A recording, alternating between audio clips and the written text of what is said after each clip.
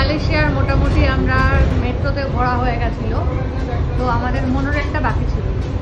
তো আজকে আমরা এই ফাইনালি লাস্টে মালয়েশিয়া কুয়ালালামপুরের যে লাস্ট দিন আমাদের, তো আমরা মনোরেলটা চড়া হয়ে গেল, সবাই চড়ছি। সুতোবাদী আমাদের মধ্যে আছে, সুতোবাদী, অনুসবাদী, সবাইকেই দেখাচ্ছি।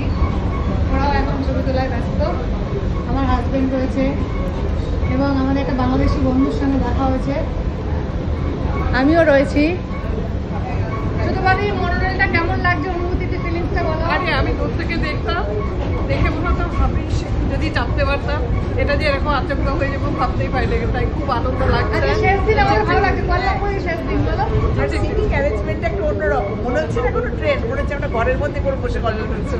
ব্যবস্থা এত সুন্দর, জানলার সামনে দিয়ে দেখতে পাচ্ছি, আর বেশ ভালো, মজা মজা মজা। সুন্দর। এবং স্টেশনগুলোর নামগুলো বন্ধুরা যারা তোমরা দেখতে চাও তোমাদের জন্য শেয়ার করলাম। এটা মালয়েশিয়ার ভাষা, খুব সুন্দর স্টেশনগুলোর নাম, একটু কষ্ট করে উচ্চারণ করতে হবে, এই আর কিছু না। Tata, bye bye. আর এই হচ্ছে সিটগুলো, বসার বস্তুটা খুব সুন্দর।